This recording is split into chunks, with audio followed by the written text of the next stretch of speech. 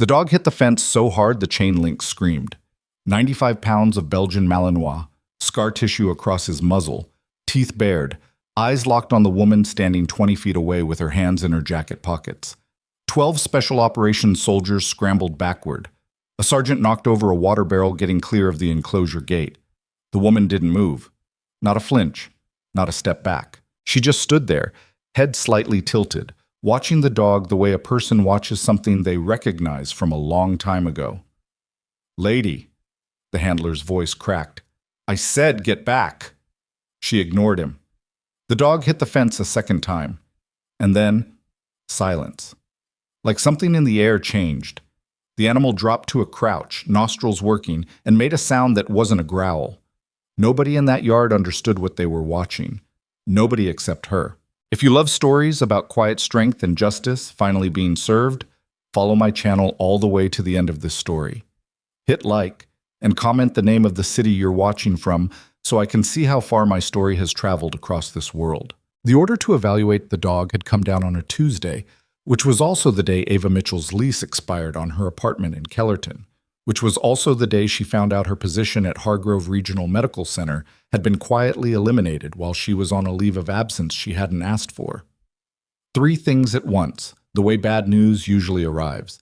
Not in sequence, not with any mercy, just all of it landing on the same morning before she'd finished her first cup of coffee. She stood in her kitchen with the termination letter in one hand and her phone in the other, the call from Dr. Whitman still warm in her ear.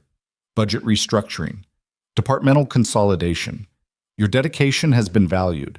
The language of bureaucratic amputation, delivered by a man who'd never once watched her work. She set the letter on the counter, looked at it for about 4 seconds.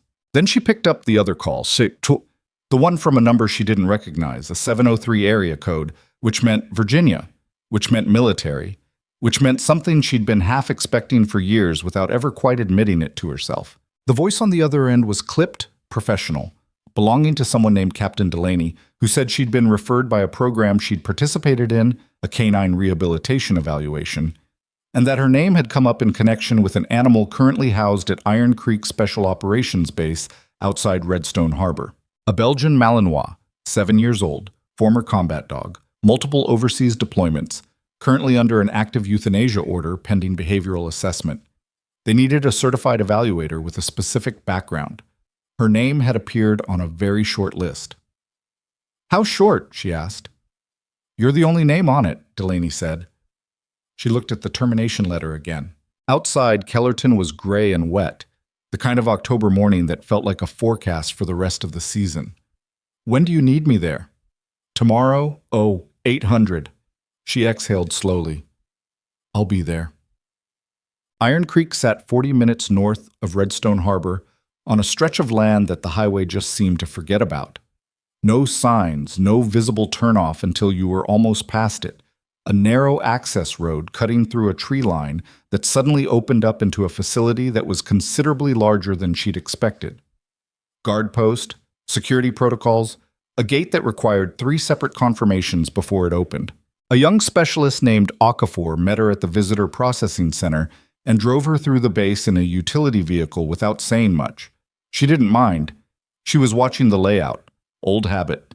She noted the K9 facility on the east perimeter, the training compound behind it, the elevated observation deck that looked down over a wide-open yard where a small group of soldiers were running something that wasn't quite a drill. She was assigned a temporary badge and a time.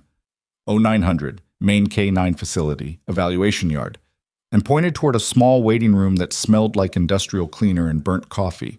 She was the only civilian in the building. The operators who passed through the hallway didn't exactly stare, but they didn't not stare either. A couple of them slowed down. One of them, big guy, mid-30s, sergeant stripes, name tape that read Pierce, stopped in the doorway and looked at her the way a person looks at something that doesn't belong where it's sitting. "You the evaluator?" he asked. "Ava Mitchell." She didn't offer a hand. "You?" "Chief Handler Logan Pierce." He crossed his arms. "How much do you know about Malinois?" "Enough." He made a small sound, not quite a laugh. "Lady, that dog has put 2 handlers in the infirmary in the last 3 months. He failed every remediation protocol we threw at him. The unit behaviorist graded him non-recoverable. You have 1 hour to change that assessment, or at 600 tomorrow he gets put down. He paused. So I'll ask again. How much do you know about Malinois? She looked at him steadily. What's his name? Pierce blinked. Excuse me? The dog. What's his name? Rex. Something crossed her face, just briefly, just a flicker. And then it was gone. Thank you, Sergeant. Pierce stared at her for another second, then left. She heard him say something to someone in the hallway. She didn't catch the words, but she caught the tone. Dismissive. The kind of tone that means this is going to be a waste of everyone's time. She'd been hearing that tone her entire adult life. What? The evaluation yard was a concrete rectangle enclosed by chain-link fencing with a secondary containment gate at one end. A semicircle of personnel had gathered around the perimeter. Handlers, junior operators, 2 people with clipboards who might have been admin staff, and a man in a colonel's uniform who stood slightly apart from the rest of them, with his hands clasped behind his back, and his expression suggesting he had already decided how this was going to go. That was Colonel Ethan Voss. She'd learn his name shortly. But she could read the rank from across the yard, and she could read the posture from even farther. She'd worked around men like that before. Men who decided the outcome of things before the evidence was in. Pierce appeared beside her at the secondary gate. Around them, the assembled soldiers were not being subtle. She heard contractor and nurse and something else she chose not to process. Someone near the fence was running a quiet over-under on how long before she asked to leave. Standard procedure, Pierce said, his voice carrying a quality she recognized as performance. He wanted the audience to hear him being professional. We'll bring Rex into the yard from the north gate. You'll conduct your evaluation from this position, behind the secondary line. You do not cross the line without handler accompaniment. You do not attempt direct contact on first exposure. Are we clear? Where's he been housed? Pierce paused. Isolation unit, East Block. How long? 41 days. She absorbed that. 41 days in isolation for a dog wired for work, wired for constant human contact and engagement. She thought about what that did to an animal, what it did to the part of a working dog that needed a purpose to stay sane. She thought about the 2 handlers in the infirmary and reconsidered who exactly had been failed in this situation. Bring him out, she said. Pierce keyed his radio. A door opened at the far north end of the yard. What came through that door was 95 pounds of muscle and controlled aggression moving at a speed that made the distance feel shorter than it was. Rex hit the end of his lead, a 20-foot line held by 2 handlers who both leaned back hard. And the sound he made wasn't a bark. It was something lower and more serious than a bark. The handlers brought him to the yard and unclipped the lead simultaneously, stepping back fast. The dog immediately quartered the space, head low, taking everything in. Then he found her. He crossed half the yard in maybe 2 seconds, and she heard people moving behind her. Scraping boots, a command being shouted, the hollow aluminum clang of someone hitting the fence gate. Pierce grabbed her arm. She stepped forward out of his grip and moved to the line. Mitchell. Pierce's voice was sharp. You do not cross the line. She crossed the line. But later, the people who were there would describe it differently, depending on who was asking and what they thought they'd seen. Some would say she called out to the dog. Some would say she didn't make any sound at all. Some would say the dog stopped at 10 feet, and others would say 5. What actually happened was this. She stepped across the secondary line into the open evaluation space, and she stopped. Rex was still moving toward her, full velocity, nothing uncertain in his body language. And then she said something. One word, low, not shouted, the kind of command that lives in muscle memory rather than conscious decision. Fuss. Heel. The dog hit a full stop like the word was a physical wall. His rear end dropped. He sat. And in the strange, complete silence that followed, with a dozen soldiers standing absolutely still around the perimeter, Rex put his nose forward and took 3 careful sniffs of the air between them. Then he made a sound. Not a growl. Not anything aggressive.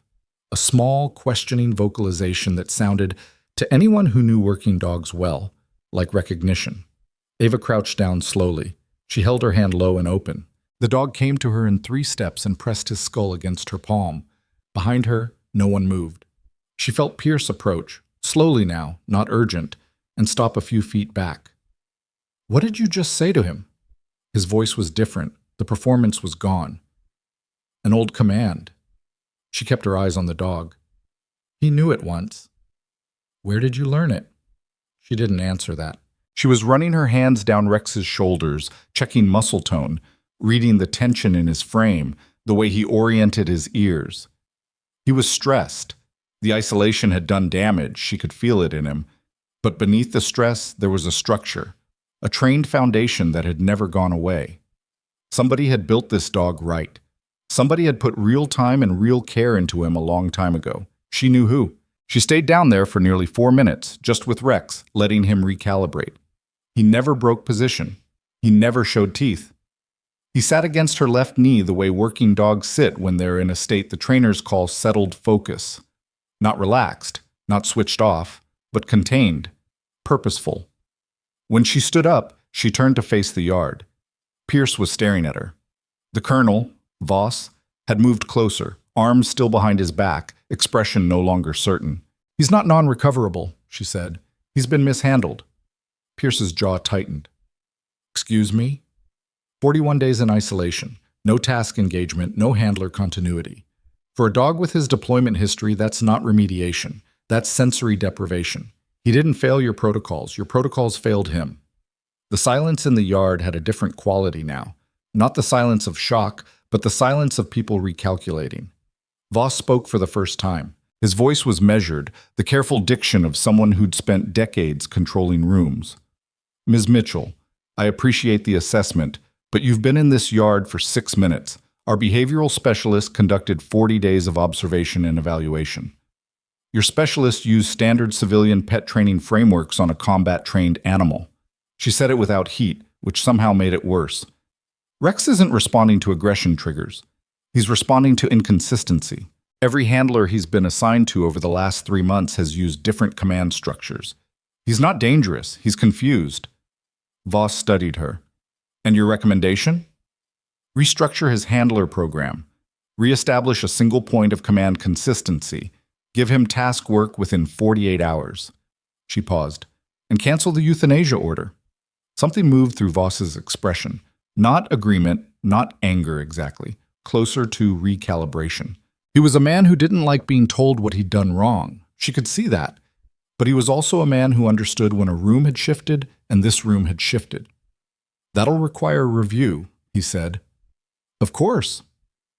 Sergeant Pierce will coordinate access for a secondary evaluation. We'll schedule it for the week. The order's active for tomorrow at 0600, she said. So we'll need to move faster than that. Voss held her gaze for a moment. Then, without expression, Pierce, arrange it. Pierce said, Yes, sir. But he wasn't looking at the colonel. He was looking at her. His arms were still crossed, but something in his face had changed. Not softened, exactly. More like he'd started trying to solve an equation he didn't have all the variables for. They gave her a workspace in the K9 facility, a small room with a metal desk and a window that looked out over the dog runs. And she spent the rest of the afternoon there, going through Rex's file. The file was thick. 7 years of deployment records, handler assignments, commendations, incident reports. She read through it carefully, making notes in the margins of her evaluation forms. The early deployment records were what she'd expected. Exceptional performance, high handler ratings, consistent marks across every behavioral assessment. Then, about 18 months ago, a handler transfer. Then another one, 4 months after that. Then the first incident report, a bite during what was logged as an unpredicted aggression episode. Then another transfer. Then more incidents. She could see the pattern clearly. Every new handler, new commands, new expectations, no continuity. A dog that had been built on precision and trust, gradually unraveling under the weight of inconsistency. She flipped back to the first deployment record. Kandahar Province. A classified program designation that she recognized, not because she'd read about it, but because she'd been part of it. She sat with that for a moment. Rex had been working dogs when she was there. She'd been there for 8 months as part of a joint medical and K9 support unit, and she'd worked alongside the animals that program produced. She hadn't known them all by name. She'd been focused on the handlers, on the human casualty management side. But she'd been in those kennels. She'd run those exercises. It was possible, More than possible that she and Rex had shared the same ground in Kandahar without her ever knowing his designation. She set down the file and looked out through the window at the runs. Rex was in the run at the far end, lying against the fence, his nose tracking every movement in the yard with the systematic attention of an animal whose job was still running even when there was no job to run.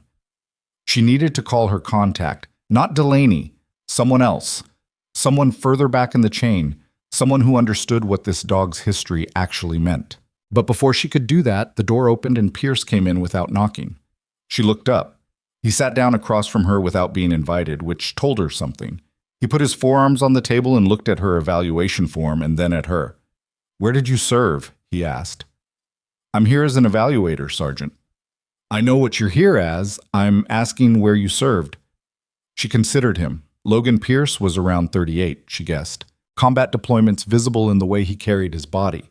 Not showy, not stiff, just permanently calibrated. The way a person gets when they've spent enough time in environments where being wrong has real consequences. There were things about him that reminded her of handlers she'd worked with before, the particular quality of attention. "Why?" she asked. "Because no civilian evaluator walks into a live enclosure with a non-recoverable Malinois and stops him with a German command he hasn't heard in 3 years. He held her gaze. "And because that command, fuss, isn't in any standard American working dog protocol. It's in the European import programs. It's in the classified K9 units." She set down her pen. "You know the European programs?" "I ran handlers for 2 years under a joint NATO support structure." "Yeah, I know the European programs." The room was quiet for a moment. "My service record is sealed," she said. "I figured." "Then why are you asking?" Pierce leaned back. "Because Voss is going to push back on the euthanasia stay. He's already called the behavioral specialist to challenge your assessment. And if I'm going to fight for this dog, I need to know who I'm fighting alongside." He paused.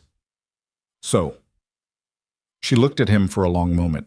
Outside, a handler was moving dogs through the exercise yard, commands coming clear through the glass, precise and unhurried. 8 months, she said. Kandahar, joint medical and K9 support, 2018 to 2019. Pierce went still. "The program designation in Rex's early record," she said. "I was part of it. Different role, different unit. But I was there." "That program was classified above base-level clearance." "Yes. Which means Voss has no idea what he's actually dealing with." "No," she said. "He doesn't." Pierce stared at her for another moment. Then he unfolded himself from the chair and stood up. He wasn't the same person who'd stood in the doorway that morning with his arms crossed, performing professionalism for an audience. "I'll push back the 0600 order," he said. 48 hours. I can buy you that much." "I need 72. 56. That's the most I can do without Voss signing off." She nodded. 56. He started for the door. At the threshold, he stopped without turning around. "For what it's worth," he said, "what you did in that yard this morning, that was—" He stopped, tried again. "Most of these guys have been in combat, and I don't think any of us have seen something like that." She didn't say anything. Pierce left. She turned back to Rex's file and found the page she'd been looking for. The original deployment authorization, the handling notes from Kandahar, the records from the program that had built him. She read through them slowly. At the bottom of the third page, in the handler notes column, there was a reference to a medical support personnel who had assisted with Rex's initial acclimation phase during a particularly difficult behavioral adjustment period early in his training. The notation read, "Exceptional rapport with animal. Recommend for program continuity if available." Her name was in the file. It had been there the whole time. She set the page down, looked at it. Outside, the October light was dropping fast, the training yard going gray in the early dusk, and somewhere on the east side of the facility, in the isolation run, a 7-year-old Belgian Malinois who had spent 41 days waiting for something familiar was doing exactly what she'd seen in his eyes when he pressed his skull against her palm. Waiting. She picked up her phone and dialed the Virginia number. Delaney answered on the second ring. "I'm at Iron Creek," Ava said. "I need you to pull my full service record and have it available for command review." A pause. That record is sealed. I know. Unseal it. Another pause. What's happening up there? She looked at Rex's file, at her own name in the handler notes in handwriting that wasn't hers, recorded by someone who'd watched her work 7 years ago and thought it mattered enough to write down. The dog knows me, she said, and someone needs to explain to the base commander exactly why. Mum, the line hummed. And Delaney, she said, do it fast. I have 56 hours. Delaney didn't say anything for a long moment. The line carried the particular quality of silence that belongs to people doing fast calculations. I'll make some calls, she said finally. But Mitchell, you understand what unsealing that record means. It's not just paperwork. There are people at Iron Creek who won't like what they find in it. I know. Voss has been running that base for 4 years. He has relationships. He has Delaney. She kept her voice even. The dog has 56 hours. Make the calls. She hung up and sat with the file for another few minutes, then closed it and went to find the K9 facility manager to arrange after-hours access to Rex's run. The facility manager, a stocky staff sergeant named Trumbull, who seemed to exist in a permanent state of mild exhaustion, looked at her temporary badge and told her that after-hours civilian access required a command authorization signature, and that command authorization signatures went through the colonel's office, and that the colonel's office closed at 1700. It was 1648. She walked to the colonel's office. The aide outside, a young corporal who hadn't yet developed the defensive instincts of someone who'd worked in command administration for more than a year, told her the colonel was in a meeting. I'll wait, she said, and sat down. She waited 31 minutes. At 1719, Voss came out of his office with 2 other officers, mid-conversation, and stopped when he saw her. Miss Mitchell? Not warm, not hostile. Neutral in the specific way that means a decision is being held back. I wasn't aware you had a follow-up request. After-hours access to the K9 facility. I need to continue the evaluation. After-hours civilian access is, I know what it requires. That's why I'm here. Something moved in Voss's expression. The 2 officers with him were watching with the polite attention of people who understood they were witnessing a territorial negotiation. Voss glanced at them briefly, then back at her. 1 hour, he said. Trumbull will supervise. I need 3. 1.5. Trumbull stays in the facility. Agreed. He signed the authorization form his aide produced without looking at it, which told her he was either very confident or very distracted, and she couldn't yet tell which. Then he walked away without further conversation, and the 2 officers followed him, and the corporal handed her the form with an expression suggesting he found all of this mildly exhausting. She took the form and went back to the K9 facility. Trumbull unlocked the East Block without conversation, which she appreciated. He was the kind of person who understood that his job right now was presence, not commentary, and he settled himself on a folding chair near the facility entrance with his arms crossed and his eyes half closed and left her to it. Rex heard her coming before she reached his run. She could tell by the change in his body, the way he went from the loose, low posture of an animal in standby to something more alert, more directional. Not aggressive. Oriented. She unlatched the run door and went in. No hesitation, no slow approach. The behavioral frameworks they'd been using on him, cautious entry, neutral body language, de-escalation posture, were frameworks designed for dogs that hadn't been built the way Rex had been built. He didn't need to be de-escalated. He needed to be met. She sat down on the concrete floor.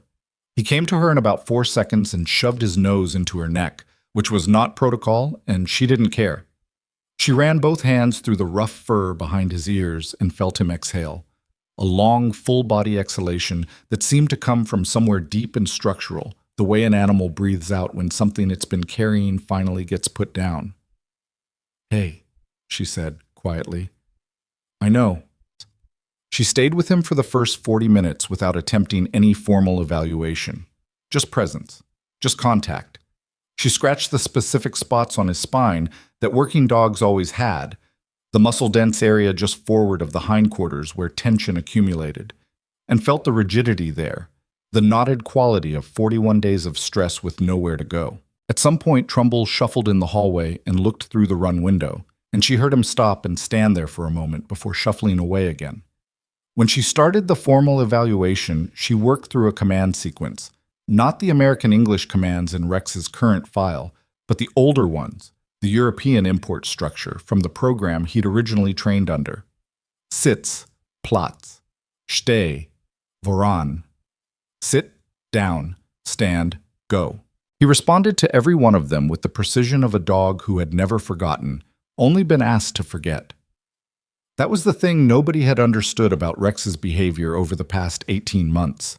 They'd looked at the aggression incidents and the handler conflicts and the failed remediation protocols and diagnosed instability. What they'd actually been looking at was a dog running two incompatible operating systems simultaneously. The deep training of his original program fighting against the surface commands of every new handler who'd tried to override it. The aggression wasn't dysfunction, it was resistance. It was a 7-year-old animal saying, in the only language available to him, "This isn't right. This isn't how I work. This isn't what I was built for." She documented everything in the evaluation forms. Specific, technical, unambiguous. The kind of documentation that was hard to argue with because it didn't ask for agreement. It just described what happened and let the data speak. By the time Trumbull knocked on the facility door and told her time was up, she had 47 pages of handwritten notes and a clearer picture of what the next 50 hours needed to look like. What she didn't have was any indication of what Voss was planning. She found out at 700 the next morning. Pierce found her in the cafeteria before she'd gotten through half her coffee and sat down across from her with the particular energy of someone who'd been awake for a while with information he didn't like. "Voss called a command review," he said, keeping his voice down. 7 this morning, already done. He's bringing in Colonel Marcus Sayers from the Regional K9 Oversight Office to conduct an independent behavioral assessment. She set down her coffee. "When?" "Sayers arrives today at 1400. He wants to run his own evaluation tonight." Pierce paused. His record on non-recoverable designations is about what you'd expect. 14 out of 17 have been upheld. That's not an independent assessment. That's a rubber stamp. "I know that, but Voss has command authority over the timeline, and he's using it." She thought about this. Sayers arriving at 1400 meant evaluation tonight, determination probably by morning, which put her well under the 56-hour window she'd negotiated. She was being compressed on both ends. "Has Delaney's office responded?" she asked. Pierce blinked. "Who's Delaney?" "Nobody." She stood up. "I need to make a call." "Mitchell." He caught her arm, briefly, then let go. "If Sayers makes a non-recoverable determination before your record gets unsealed, Voss has grounds to execute the order regardless of the review timeline. The chain of authority supports him." She knew that. She'd been turning it over since she'd woken up at 0430, lying in the VOQ room they'd assigned her, ceiling gray above her, thinking about the ways this could go wrong. "What's the training schedule today?" she asked. "Standard unit PT until 0900, then operational prep until 1300. "Why?" "I need the evaluation yard. Can you get me 2 hours this morning before Sayers arrives?" Pierce looked at her carefully. "Voss will hear about it." "Good." He held her gaze. She could see him running the same calculations Delaney had run the night before. What this costs, what it means, who ends up holding the consequences if it goes sideways. Pierce was a man who understood institutional risk. He'd been operating inside this institution long enough to know exactly where the load-bearing walls were. "I'll get you the yard," he said. 9:30 to 11:30, but I'm present for the whole session." "I'd expect nothing less." He nodded once and left. She went to make her call. Just, Delaney picked up on the first ring, which meant she'd been waiting. "The record request is moving," Delaney said without preamble. "But Mitchell, there's a problem. The classification level on your Kandahar file requires sign-off from 2 separate authorities, one of which is currently traveling internationally. We're looking at 72 hours minimum." "I don't have 72 hours. "I understand that." "Voss is bringing in Sayers. Regional K9 Oversight. If Sayers makes a determination before the record arrives, I know who Sayers is." A pause. "There's another option. We can release a partial summary. Just the service record, not the classified program details. It won't show everything, but it shows your military background. That we can do in 6 hours." She leaned against the wall of the hallway outside the cafeteria. A group of soldiers moved past her, loud with morning energy, not paying her any attention. "Do it," she said. "The classified program details stay sealed for now." "For now," she repeated. "But Delaney, if Sayers runs his assessment tonight and I need to challenge it, I need something in my hand that commands respect at the colonel level. The partial record will show 6 years of service, 2 combat deployments, and a classified program affiliation. It should, she said, but should and does aren't the same thing with men like Voss." Another pause. "I'll push for 6 hours. You'll have it before 1400. She hung up and went back to her room to change into something that wasn't a civilian blazer, because she'd been thinking about presentation since she woke up, and she understood, in the way you understand things you'd rather not, that the next 12 hours were going to require her to be very careful about what she let people underestimate and what she needed them to take seriously. The 0930 session in the evaluation yard was not a quiet thing. Pierce had arranged the yard access, but hadn't done anything to limit who knew about it, either by design or because word moved fast in small military installations and there was no practical way to stop it. By the time she brought Rex out from the East Block at 0940, there were 14 people on the perimeter. Some of them were the same operators who'd been there yesterday. Some were new. A few of them had coffee. She pretended not to notice any of them. The session was a working evaluation. Not a demonstration, not a performance, which meant she was doing what needed to be done, regardless of how it looked to the audience. She ran Rex through the full command sequence she'd established the night before, building from the baseline she'd documented, then introducing task complexity, directional search patterns, scent discrimination, sustained hold positions, target acquisition exercises using a stuffed bite sleeve that Trumbull had located from the equipment room. Rex was not perfect. That was important to understand, and she understood it clearly. He was stressed, under-conditioned from 6 weeks of minimal activity, carrying muscle tension that affected his movement in the pattern work. He broke a downstay twice in the first 40 minutes. On the third scent discrimination run, he pulled left on a vector that should have gone right, corrected himself, then stood at the midpoint of the pattern with his head swinging between 2 options for about 8 seconds before committing. 8 seconds is a long time in a working dog evaluation. She noted it. She noted the correction. She noted the eventual accurate identification. But she also noted what the session showed more broadly. An animal with a trained foundation that was absolutely intact, working through the degradation of 6 bad weeks, responding with increasing precision as the familiar structure came back into him. By the second hour, the break in the downstay had stopped happening. The scent work was clean. Pierce, standing near the secondary gate, with his arms not quite crossed anymore, watched all of it. Around 1100, she called Rex off a target exercise and let him take a water break. He was panting hard, the October air cool but the exertion real, and Pierce came to stand beside her. "The Sayers evaluation tonight," he said. "What format is he going to use?" "Standard regional protocol. Probably behavioral observation, handler response testing, threat response assessment." She watched Rex at the water station, his sides working steadily. "Which is wrong for this dog."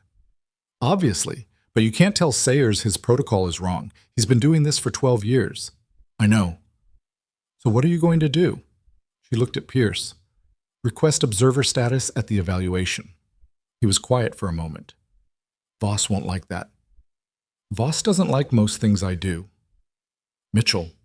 His voice had something in it that wasn't quite caution, wasn't quite warning. More like the tone of someone who has decided to say something honest. "Voss is not just resistant. I've been on this base for 2 years. I've watched him make decisions that don't have clean explanations. The 2 handlers Rex put in the infirmary," she turned to look at him. "The first one, Garza. The incident report says Rex attacked without provocation during a routine leashing procedure. Garza ended up with a broken hand and a laceration. He was medically transferred 2 days later." Pierce paused.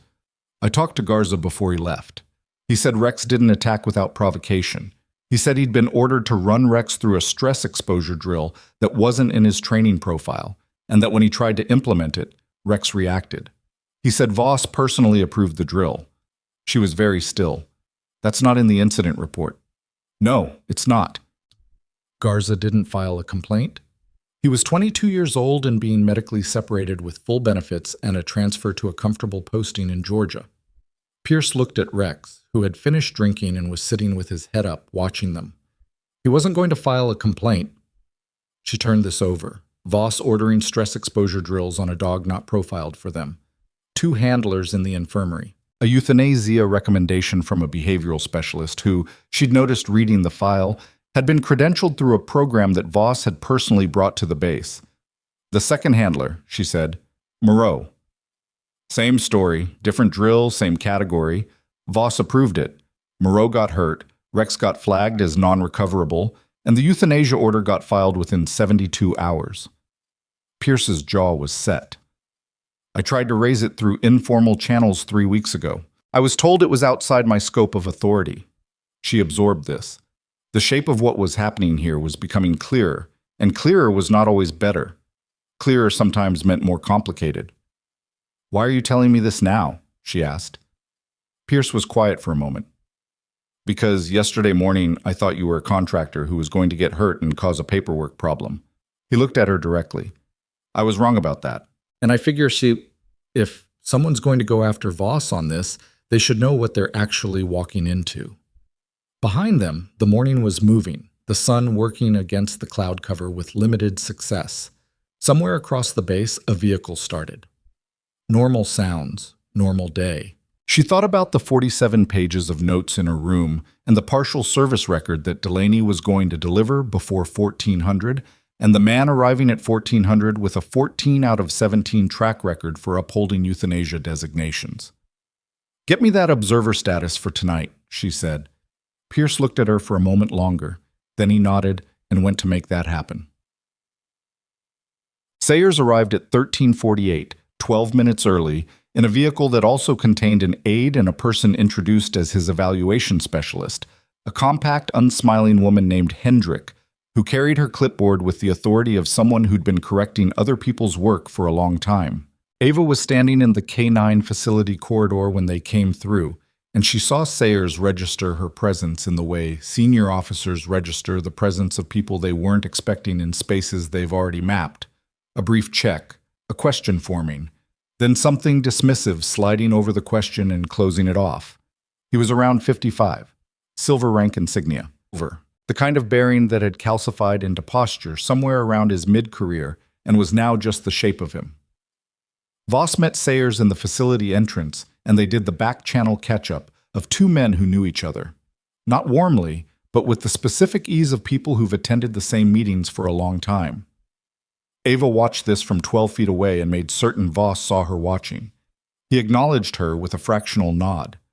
Ms. Mitchell, you've been granted observer status for this evening's evaluation. Thank you, Colonel. Sayers looked at her then properly. You're the evaluator who filed yesterday's assessment? That's right. I've read your preliminary notes. He said it in a tone that didn't specify what he thought of them. We'll be conducting a fresh evaluation tonight using regional protocol. You're welcome to observe. You're not part of the evaluation team. Understood. He held her gaze for a moment, the particular gaze of a man taking a measurement, and then moved on, pulling Voss into a corridor conversation that moved quickly out of earshot. At 14:02, an email notification hit her phone. She stepped outside to read it. Delaney's office. The partial service record, formatted for command-level review, attached in 2 documents. She read through it in the October cold, standing near the facility entrance with the wind moving steadily. It was enough. It wasn't everything, but it was enough. Her 6 years of service, the 2 deployments, the classified affiliation listed without detail, the evaluations and commendations from a chapter of her career she'd spent 3 years trying to live quietly in the wake of. It was a document that, given to the right person at the right moment, said something she hadn't said aloud at this base yet. She printed 2 copies using the facility's admin printer and folded one into her jacket pocket. The other she left on the desk in the small room they'd given her, with Pierce's name written on the outside of the folder. Pause. The evening evaluation was scheduled for 2000 in the primary training yard, which was lit by 4 overhead banks of work lights that turned everything flat and shadowless. Sayers and Hendrick arrived at 1955. Voss was already there. A half-dozen base personnel stood on the perimeter. fewer than the morning session, but present. Pierce was near the gate when Ava arrived, and he looked at her with an expression that said he'd read the folder she'd left him. He didn't say anything, but his posture had shifted in a way she recognized.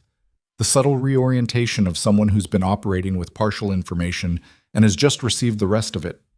She took her position at the observer line and watched. Sayers's protocol was what Pierce had predicted. Behavioral observation first, then a handler response test with one of the base's certified K9 handlers running a standard leash approach, then what Hendrick's clipboard described as threat response assessment, which Ava understood to mean they were going to create an arousal scenario and see what Rex did. The first phase went fine. Rex was brought out by Trumbull, moved to the center of the yard, and observed for 12 minutes while Sayers and Hendrick noted responses to ambient stimuli, the work lights, the perimeter observers, the distant sounds of base activity. Rex was calm, alert, watchful, contained in exactly the way she'd seen him in the run last night. He didn't perform for the observers, he simply existed in the space. Hendrick wrote things on the clipboard. The handler response test was more complicated. The certified handler Sayers had requested, a specialist named Ogundimu, who Ava hadn't met before, approached Rex using the standard American English command structure, and Rex responded to exactly none of it, not from aggression, from incompatibility. He didn't growl, didn't posture, didn't engage. He simply ignored Ogundimu's commands with the complete serenity of a dog who didn't recognize the language being spoken at him. From the observer line, Ava watched Sayers make a note. "He's not responding to handler," Hendrick said. "I see that." Sayers' voice was flat. What Ava wanted to say, and didn't because observer status meant observer status, was that what they were seeing wasn't non-responsiveness. It was program specificity. Rex had been built for a different command architecture, and he was defaulting to it, which was not evidence of behavioral failure. But Hendrick was writing something on the clipboard that almost certainly didn't say program-specific command structure discrepancy, and Sayers was nodding in a way that had already arrived at a conclusion. Then the third phase started. Hendrick produced a long leather sleeve, the kind used for high-intensity bite work, and the specialist who put it on was not Ogundimu. It was a large man Ava didn't recognize who moved into the yard with the sleeve on his left arm and took a position about 40 feet from Rex. She felt Pierce shift beside her. The methodology for a threat response assessment using sleeve work was straightforward in principle. The sleeved specialist moved toward the animal in an escalating approach pattern, measuring arousal threshold and behavioral response. Standard, documented, fine in theory. What happened in the next 90 seconds was not standard. The specialist didn't escalate gradually. He came straight in. Fast approach, hard vocalization, the sleeve arm swinging, at a speed and intensity that was above the standard protocol threshold. Rex's response was immediate and correct. He went to high alert, full arousal, hackles raised, a deep sound coming from his chest. The specialist kept coming. Rex charged. Full engagement, targeting the sleeve, a completely appropriate bite work response to what was being presented to him. The specialist went down to one knee, absorbed the bite. The sleeve took the impact. It was technically a successful bite work response, but the way Sayers was watching and the way Hendrick was writing told Ava exactly how it was going to be characterized in the report. Uncontrolled aggression, threat response exceeding protocol parameters, non-recoverable. She stepped forward off the observer line before she'd consciously decided to. That approach pattern was above assessment parameters, she said clearly. Sayers turned. His expression was not angry. It was somehow more controlled than anger. "Miss Mitchell, you are here as an observer." "I'm aware." The approach pattern used in that assessment exceeded the regional protocol threshold for first contact threat evaluation. The dog's response was appropriate to the stimulus presented. She pulled the folded document from her jacket pocket. "I'd like to submit this for your consideration before you record your determination." Voss took one step forward. "This evaluation does not—" "Colonel," her voice stayed level. "This is a service record summary from a classified program in which I served alongside the K9 unit that trained and deployed Rex. I have documented evidence that his foundational command architecture is intact and functioning. What you observed tonight is not behavioral failure. It was a mismatch between evaluation methodology and the animal's training profile. Silence in the yard.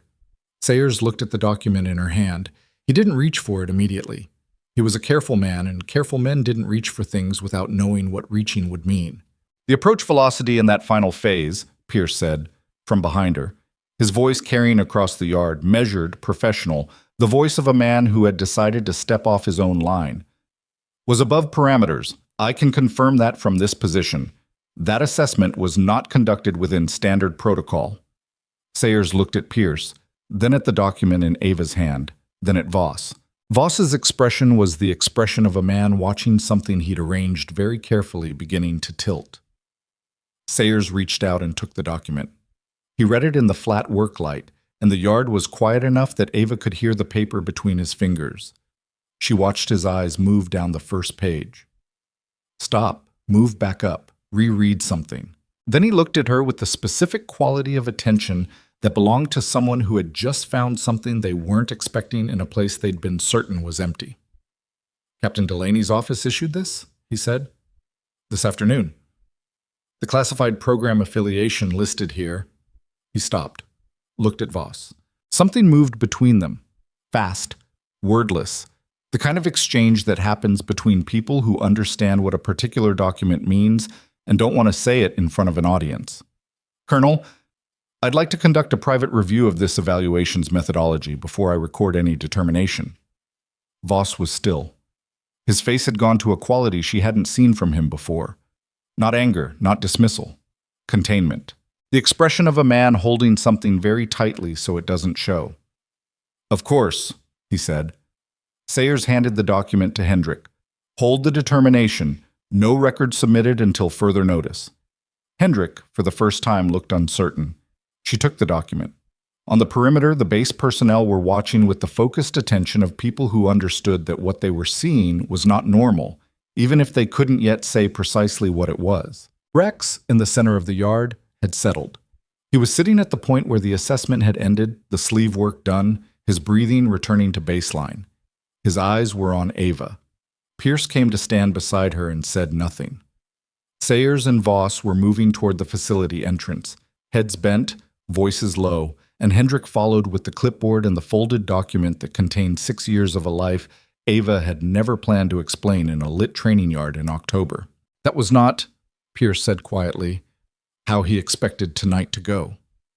She watched Voss's back, the set of his shoulders, the thing he was carrying very tightly so it didn't show. No, she said. It wasn't.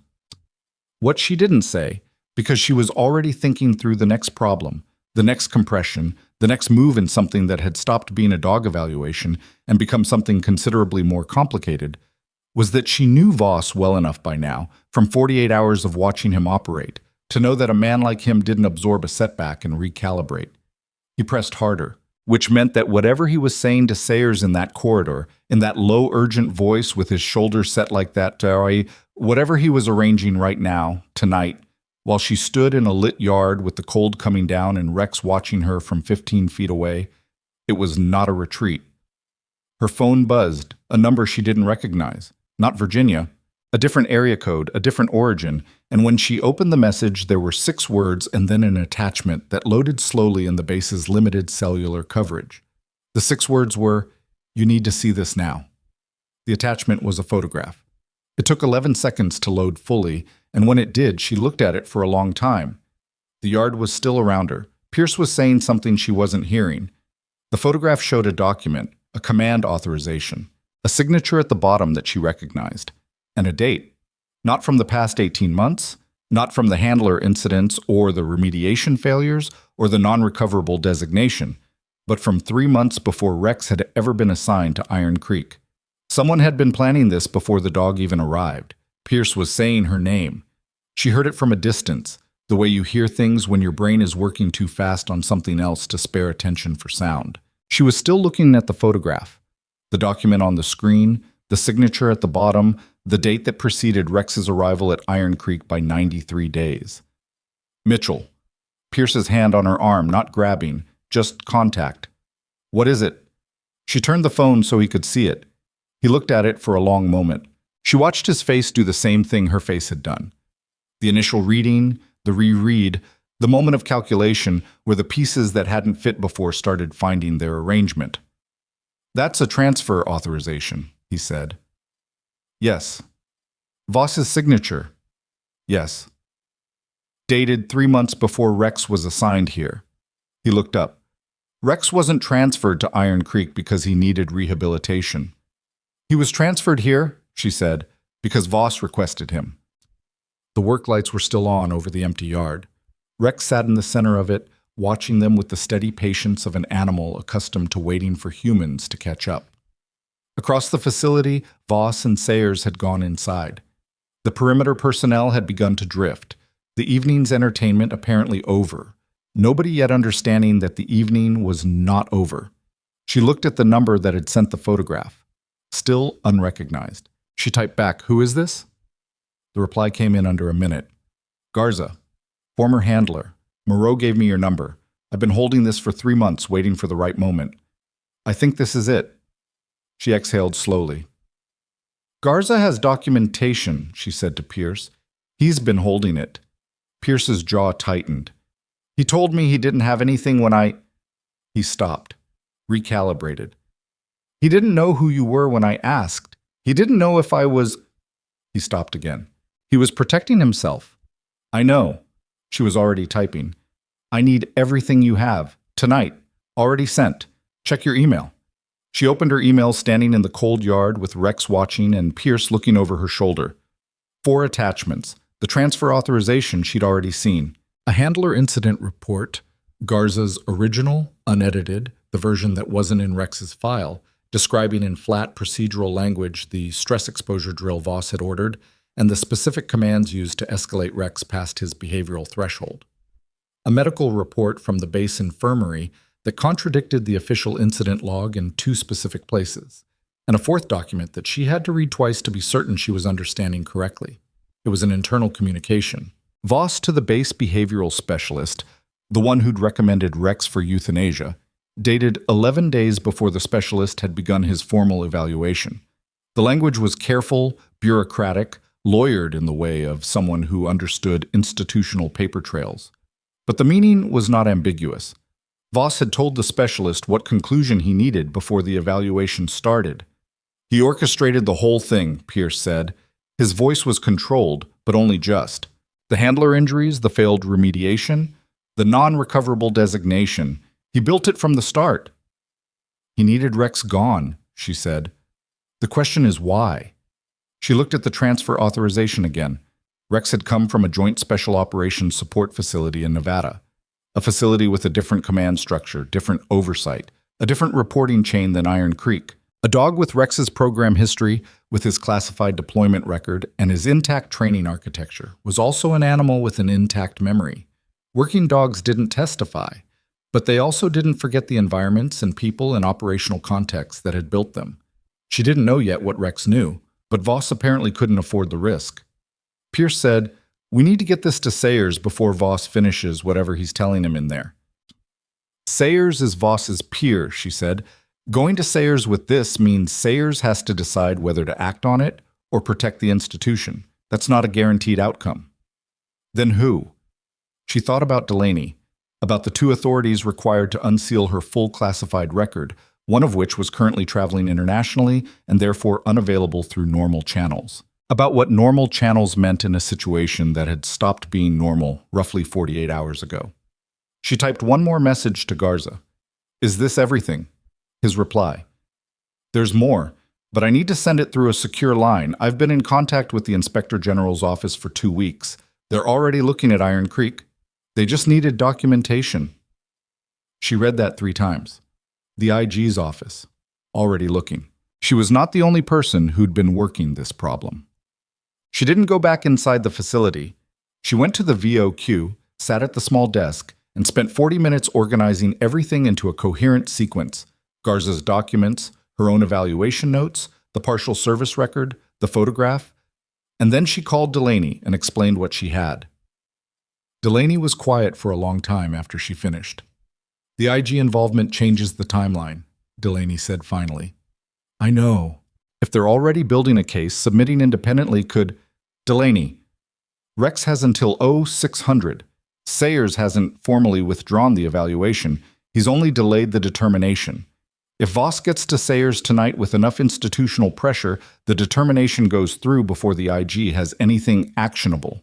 She pressed the heel of her hand against her forehead. I need the full record unsealed. Tonight. Not 72 hours. A long pause. The authority who's traveling, I can reach them through emergency channel. It's a significant ask. I know it's a significant ask. Mitchell, the dog didn't fail, she said. Everything in Rex's file is fabricated to support a conclusion Voss had already written.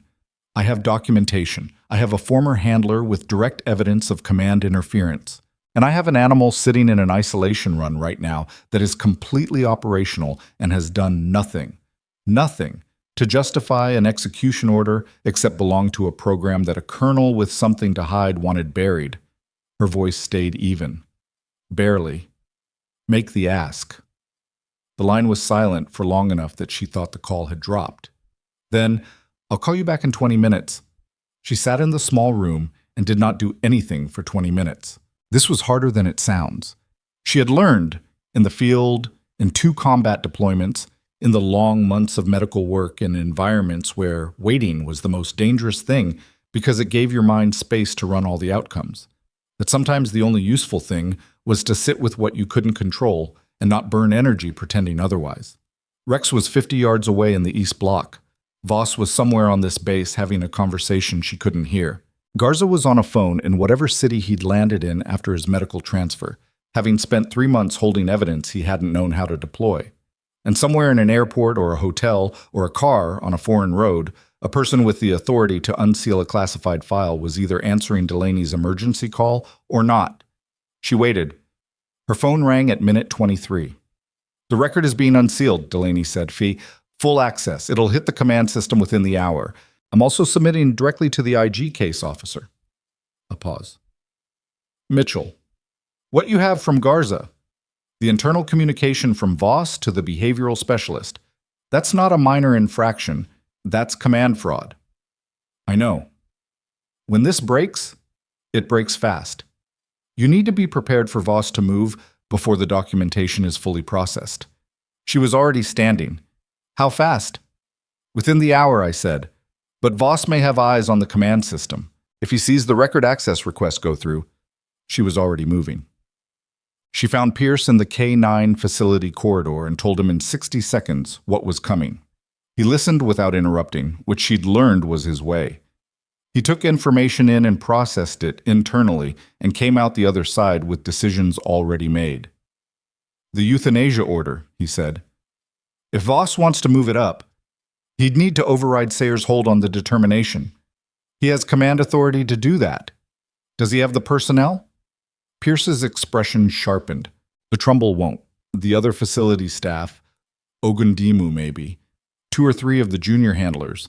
He thought for a second. If Voss wants it done tonight instead of 0600, he needs someone willing to carry out the order under a command hold, which gives us a window. A narrow one. He was already moving toward the facility entrance. I'm going to find Trumbull. Pierce. He stopped. Sayers' aide, Hendrick. She has my service record summary. Make sure she knows not to give that document back to Voss. He nodded once and left. She went to Rex. He was awake when she came into the run, sitting against the far wall with his ears up, and she thought about what Pierce had said. The stress exposure drills, the deliberate escalation, the months of systematic mishandling, and felt a specific cold anger that she didn't express because there was no useful outlet for it right now. And she had learned a long time ago that cold anger was only helpful when it could be directed at a solvable problem. She sat down beside him. He pushed his skull against her shoulder. I know, she said again. Her phone buzzed. Not Delaney. The base command system, an automated notification. She opened it and understood immediately what she was looking at. Voss had seen the record access request, and he had just issued a direct command order, timestamp 2241, authorizing immediate implementation of the euthanasia order pending behavioral specialist confirmation. He was bypassing Sayers' hold using his base command authority and citing a safety risk assessment. The timestamp on the order was 11 minutes ago. She was already out of the run, latching it behind her, moving down the corridor. Trumbull was in the facility entrance with Pierce, both of them looking at something on Pierce's phone. They looked up when she came in fast. "He moved the order up," she said. Trumbull's face went through something complicated. I won't be the one to—" "Nobody's asking you to do anything," Pierce said to him, sharp and quick. "Mitchell, the order requires two-person authorization from facility staff. Trumbull's a no. Ogundimu is off base tonight." He was running through the mental list. "The remaining certified facility handlers are—" A door opened at the end of the corridor. It was Voss. He was alone, which was surprising, and his expression was the expression of a man who had stopped managing appearances because the situation had moved past the point where appearances were the relevant variable. He looked at Ava first, then at Pierce, then at Trumbull. "Staff Sergeant Trumbull," he said, "I need you to prepare the East Block animal for procedure." Trumbull didn't move. "That's an order, Staff Sergeant." "Sir?" Trumbull's voice was careful and strained. "Sergeant Pierce has indicated there's a pending command review that Sergeant Pierce does not have command authority in this facility." Voss's eyes moved to Pierce. "Sergeant, you are 48 hours from your rotation end. I would think carefully about the next thing you say." Pierce looked at Voss steadily. "The IG case officer assigned to Iron Creek is a Major Adrienne Sobol. I believe her office has received several documents in the last hour that relate to K-9 program management at this facility. That's not a threat, sir. That's information." A pause. "I'd think carefully about the next thing you do." The corridor was very quiet. Voss looked at Pierce with an expression that Ava could not fully read, but there was something in it, behind the control, that was the beginning of a man understanding that the ground had shifted further than he'd calculated. He turned to Ava. "You have no authority here," he said. "You're a civilian evaluator with a temporary badge. Whatever you think you've accomplished with your record request and your back-channel communications, Colonel," her voice was very quiet, "I know about the transfer authorization. I know about the communication to your behavioral specialist. And in approximately 30 minutes, the IG case officer assigned to this base is going to know everything I know." She held his gaze.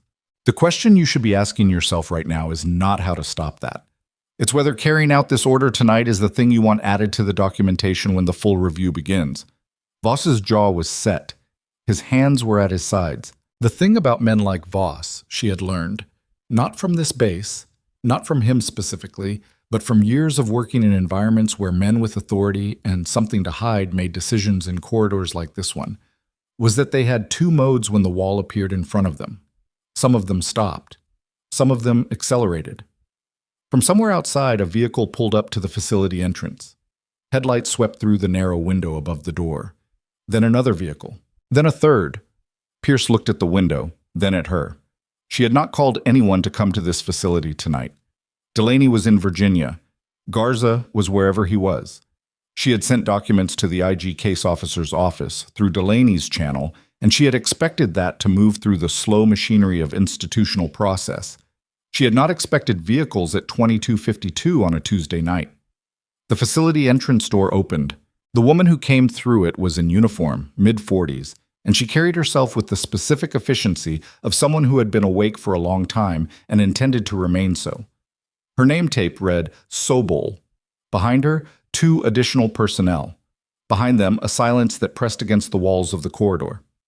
Major Adrienne Sobol looked at Voss, then at Ava, then back at Voss. And when she looked at Voss, her expression was the expression of someone who has reviewed a substantial amount of documentation and arrived at a facility with a specific purpose.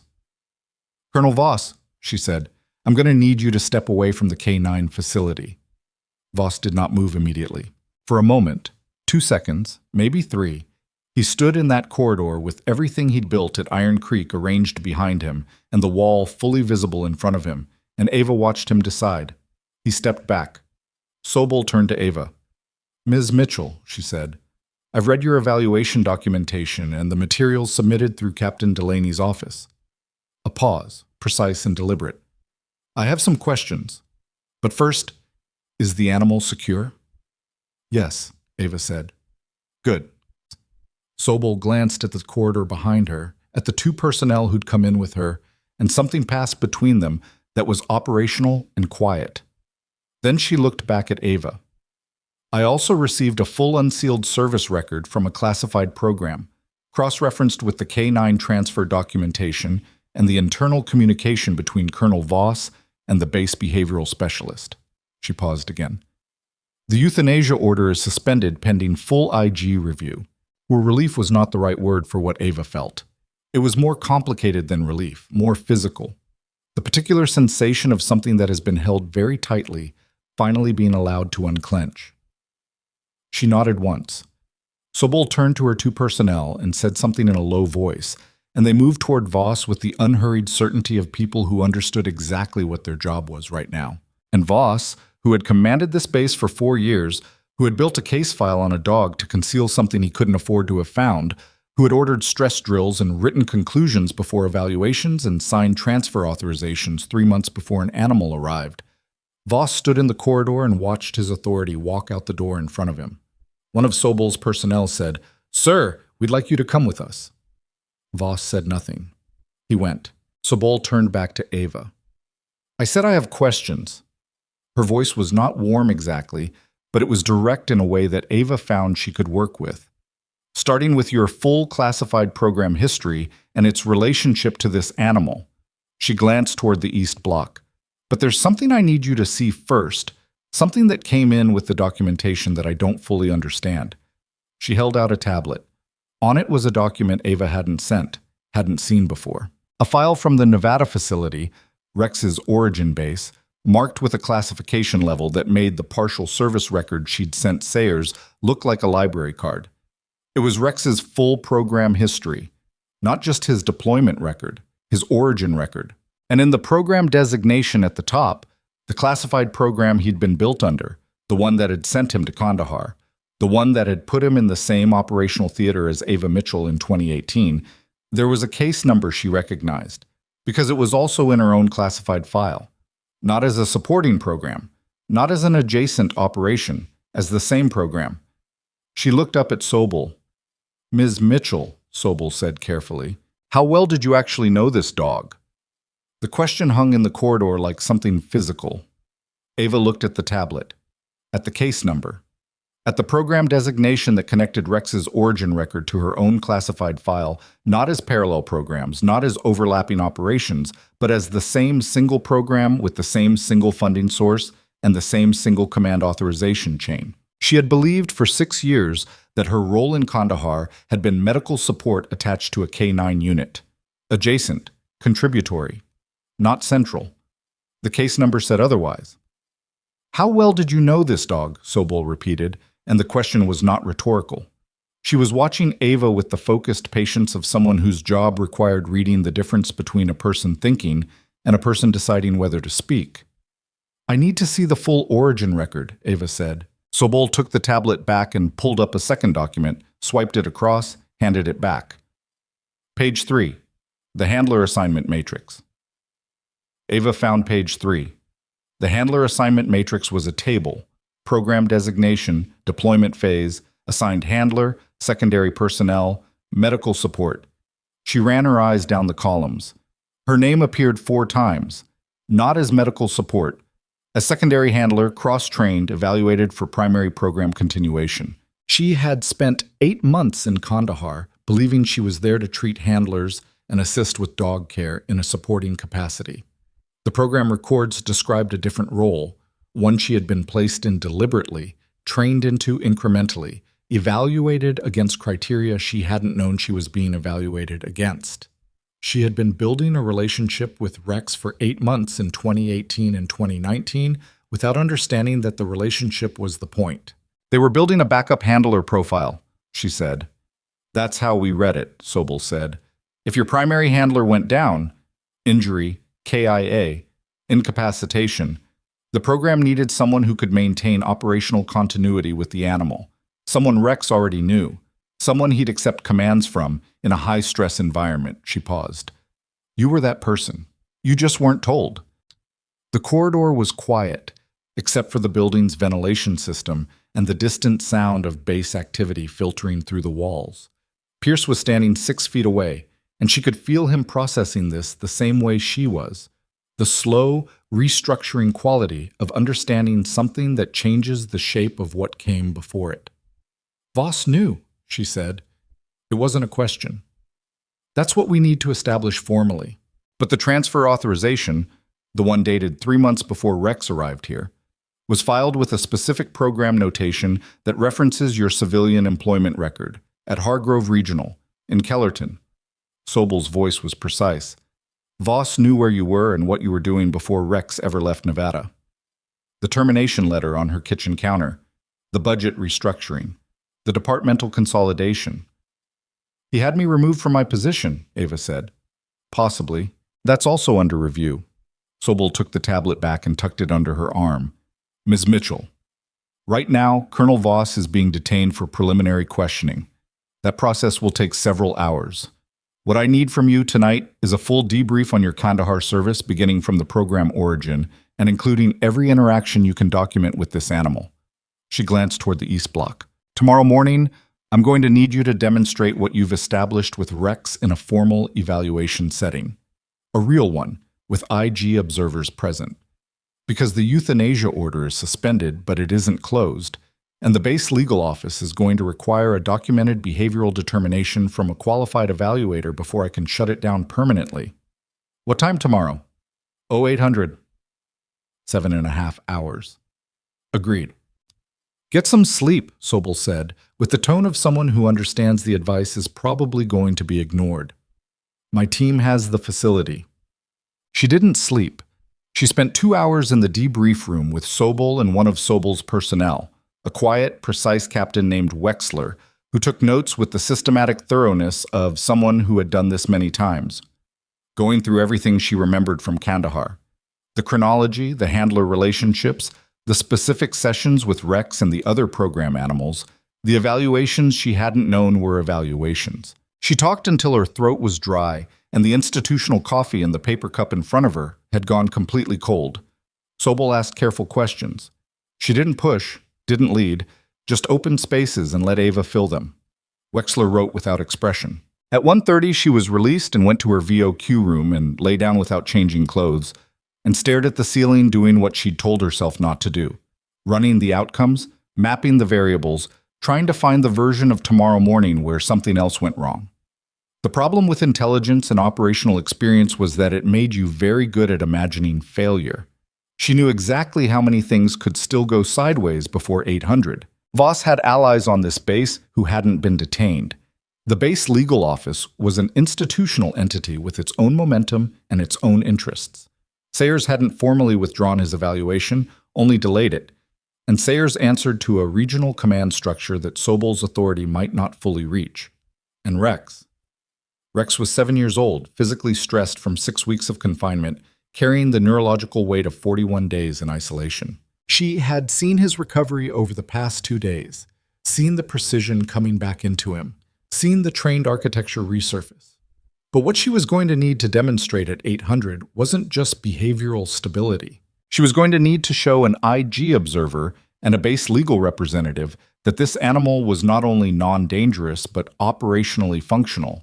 The standard of evidence required to permanently close a euthanasia order at a military installation was considerably higher than the standard required to open one. She knew that. She lay with it on the ceiling above her until around 300, when her body apparently decided she'd spent enough time being useful and went to sleep without her permission. Bad. Pierce knocked on her door at 0630. She was already dressed. She opened the door and he was standing in the hallway with 2 cups of coffee from the cafeteria, one of which he handed her without a word, which was exactly the right instinct. Sobel's team has been in the command building since 0400, he said, following her into the room. Voss was questioned until 0230 and then transferred to a holding facility off base. His aide was interviewed. The behavioral specialist, the one who filed the non-recoverable determination, was reached by phone at 0500 and is currently cooperating. She drank the coffee. It was bad, but it was hot. Sayers? Still on base. He and Sobel had a meeting at 0600 that I was not invited to. He came out of it looking... Pierce searched for the word. Rearranged. Good rearranged or bad? Unclear. He He sat down on the edge of the desk. There's something else. The base legal office submitted a motion to the IG review this morning, requesting that the behavioral determination be postponed pending a full command review. They're arguing that any evaluation conducted during an active IG investigation lacks procedural integrity. She lowered the coffee cup. If the motion is granted, Pierce said, the euthanasia order stays active during the postponement. She saw exactly what that meant. And during a command review, who holds euthanasia authority? Regional command, above Voss's level. Who appointed the regional command? Pierce's expression said she'd arrived at the right question. Voss was on the selection committee. She set the cup down, picked up her jacket. Where's Sobel? Sobel was in the conference room in the K9 Facility Administrative Building, working through something on her laptop with Wexler across from her, and a phone on the table that was on a call it was putting on hold every few minutes to take another call. The kind of morning that happened when an investigation that had been building for weeks suddenly broke open all at once. She looked up when Ava came in. The legal motion, Ava said. I'm aware of it. If it's granted, I know what happens if it's granted. Sobel's voice was steady, but there was something underneath it that was not quite patience. I'm working on it. With respect, Major. She stopped, recalibrated. What do you need from me? Sobel looked at her for a moment. Then she gestured at the chair across from her. Sit down. Ava sat. The legal motion has a procedural window of 4 hours. It was submitted at 06:15. The regional command duty officer has until 10:15 to grant or deny it. Sobel closed the laptop. If the motion is denied, we proceed with the 0800 evaluation as planned. If it's granted, the evaluation is postponed and the euthanasia order stays active under regional authority, which, she paused, has complications. What's the basis for denial? That the evaluation is not a function of command authority. It's a function of the evaluator's credentials and the animal's documented behavioral history. The IG investigation is reviewing command conduct, not evaluation methodology.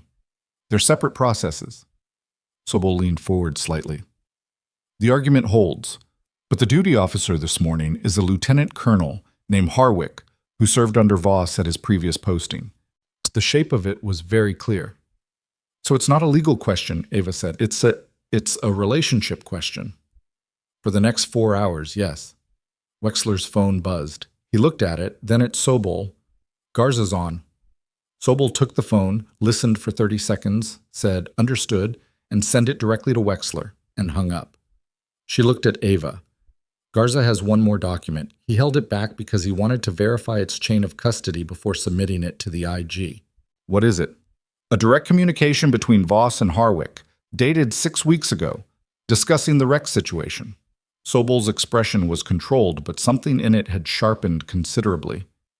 Discussing what to do if an evaluator challenged the euthanasia order. Ava was very still. Harwick isn't a neutral party, she said. Harwick is potentially a co-conspirator. Sobel was already reaching for her own phone, which means the legal motion submitted this morning isn't a procedural check. It's a move. Can you get the duty officer replaced before 10:15? I can escalate, whether escalation moves fast enough. She was dialing. Go run your evaluation, Ms. Mitchell. I'll handle this. The 0800 session in the main evaluation yard was watched by 11 people, which was fewer than the previous sessions but more consequential in terms of who they were. Sobel's 2 personnel were at the perimeter. Wexler had a camera. Sayers was present, standing slightly apart, in the same configuration as the previous evening, but with a different quality of attention. The base legal representative was a stiff captain named Pruitt, who stood with his arms crossed and his face arranged into the expression of someone there to find fault. Pierce was at the gate. He'd been there when she arrived with Rex, and he'd looked at the assembled observers and then at her and said, "Ready?" In the tone of someone who already knows the answer but asks anyway. "No," she said honestly. "Yeah," he said. "Me neither." He opened the gate. The first 30 minutes were documentation work. She ran Rex through the full command sequence with Wexler filming, working from the baseline she'd established over the previous 2 days, building through the complexity levels. Rex was not at his best. He was tired. She could feel it in his response, a half-beat of delay between command and execution that hadn't been there yesterday afternoon. He broke a pattern search on the second run and had to be reset, which she did without comment, simply repositioning him and restarting the sequence from the prior checkpoint the way you reset a process that has encountered an error, not a failure, a recovery. Pruitt made a note. She ignored it. At 0847, she moved into the task evaluation phase. This was the part that mattered. Not the command responses, which any working dog with Rex's training could produce on a good day, but the operational task work that demonstrated functional integration of training, instinct, and handler relationship. She set up a modified search scenario using equipment from the training compound: 3 target locations, varied concealment, directional guidance rather than direct command, the kind of work that required Rex to make independent decisions within a trained framework. He was slower than she wanted. On the first target, he overshot the scent cone by 8 feet before correcting, and she felt the watching eyes in the perimeter track that mistake with the attention of people cataloging evidence. She gave him nothing, no correction, no reassurance, no signal that the mistake was anything other than a data point in a process. She waited. Rex worked back through the pattern, hit the scent cone again, and drove it to source with the precision of an animal whose nose had never forgotten what his legs were temporarily confused about. First target. He sat and vocalized. The trained indication behavior, sharp and clear. She moved him to the second. It went cleaner. The third was the best of the 3. He hit the pattern right, drove the cone, indicated inside 90 seconds. When she released him from the final position, he shook himself once, all over, and pressed his side against her left leg. She looked up. Sayers was watching the dog. Not the clipboard, not the camera. Rex. She hadn't planned what came next. It wasn't in the evaluation format, wasn't something Sobel had asked for. But she'd been thinking about it since the debrief, since the handler assignment matrix on page 3, since understanding what her 8 months in Kandahar had actually built. She said quietly, "Rex, Voron." Forward. He moved out ahead of her, loose and directed, into the open center of the yard. She gave him a hand signal, right, and he went right, left, and he went left. Stop, and he stopped, turning his head back to her, checking. Find. It wasn't a real search. There was nothing to find. But the behavior it produced was the behavior she needed the 11 people on that perimeter to see. Rex quartering the open yard with systematic purpose, looping back to check her position, adjusting his pattern based on her presence and the environmental information available to him. Working. Not performing. Working the way an animal works when it understands what its job is and has a handler it trusts. And the long damaged weeks of isolation have been replaced by something that makes sense again. Pruitt had stopped writing. When she called Rex back to heel and turned to face the perimeter, Sayers spoke before anyone else could. "Sergeant Pierce," he said, "was your earlier assessment of the approach velocity during last night's threat response assessment an official objection?" Pierce was quiet for a moment. "Yes, sir." It was. Sayers nodded, slowly. He looked at Pruitt. The assessment methodology in last night's evaluation fell outside regional protocol parameters. That's documented by Sergeant Pierce's objection and confirmed by review of the camera footage from the session. He paused. The behavioral determination from that evaluation cannot be recorded. Pruitt's jaw shifted. "Colonel Sayers, the base legal motion has been denied." Sobel's voice came from the facility entrance.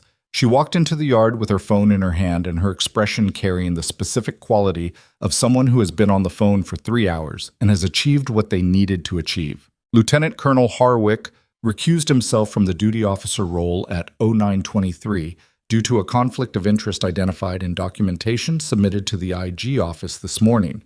The motion was reviewed by the alternate duty officer and denied at 0941. She looked at Pruitt directly. The evaluation proceeds. Pruitt said nothing. Ava said nothing.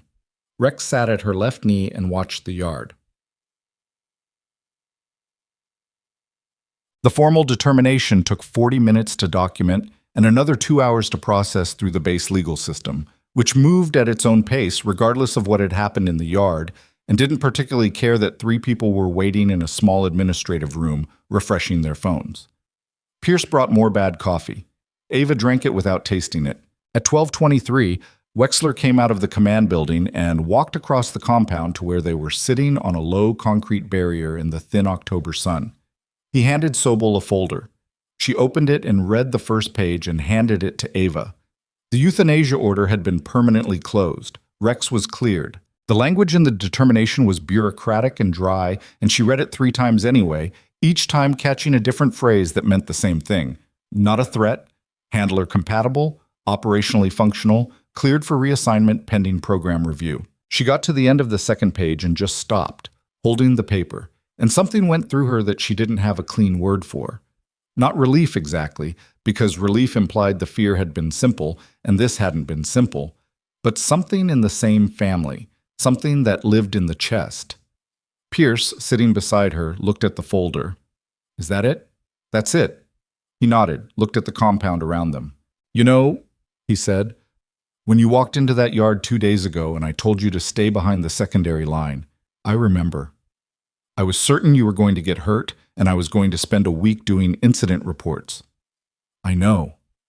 I was wrong." He said it simply, without the performance he'd been running when they first met, without anything underneath it except the directness of someone stating a fact they've verified. "About that and about a few other things." She looked at him, his profile against the flat October sky, the quality of honesty in his face. "You went out on the line last night," she said, "when Voss made the threat about your rotation." "Yeah. That was a real risk for you." "I know what it was." She held that. "Thank you." He didn't say you're welcome. He just nodded once, and they sat with the folder between them and the October sun, doing what it could against the wind. Bob. The investigation's full scope became visible over the following days in the way investigations always did. Not dramatically, not in a single revelation, but in the layered way of something that had been built quietly over time, now coming apart in reverse order. Voss was formally charged on day 3. Conduct unbecoming, abuse of command authority, falsification of official records, and conspiracy to obstruct an IG investigation. The charges were filed at the regional level with IG documentation attached. Garza's materials, the internal communication to the behavioral specialist, the transfer authorization, the Harwick correspondence. It was a file that had taken multiple people months to build and 4 days to deploy, and when it landed with the particular completeness of something that had been assembled carefully.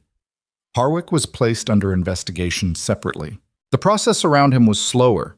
He'd been more careful than Voss, his communications less explicit, but Garza's documentation had established the connection, and the IG was patient. The behavioral specialist, a civilian contractor named Pollard, who had spent 3 years on base and built a comfortable working relationship with Voss, submitted a statement of cooperation to the IG office on day 2. The statement described in careful and increasingly specific language what Voss had told him, what the expected determination had been, and the ways in which Pollard had understood his continued contract to depend on delivering it. He was not charged. He lost his contract. He lost his base access credentials. His professional certifications were referred to the relevant oversight board for review. He left Iron Creek on a Wednesday with a single box of personal items, and the expression of a man who understood that cooperation had bought him his freedom, but not his reputation. Ava watched none of this directly. She was in the K9 facility, working with Rex. Sobel had authorized extended access. The investigation needed her present for ongoing documentation review, and Rex's reassignment process required handler continuity during the transition. She got up at 600 every morning and spent 2 hours in the East Block before the administrative day started. She ran the evaluation exercises, rebuilt the conditioning that 6 weeks of isolation had degraded, worked on the specific neurological reset that working dogs needed after extended stress, slow reintroduction of complex tasks, handler-led pattern work, steady, reliable daily structure that the animal could use as an anchor. He got better day by day in the specific, uneven way that recovery actually worked. Good days, and then a bad one. A session that felt like breakthrough, followed by one that felt like regression, and she documented all of it honestly because the documentation was supposed to capture the truth, not a polished version of it. Pierce came by the facility most mornings. Not always with coffee, not always with information. Sometimes he just leaned against the fence near the East Block run and watched her work and didn't say anything, and she found she didn't mind. On day 5, Sayers formally withdrew his regional behavioral assessment from the record.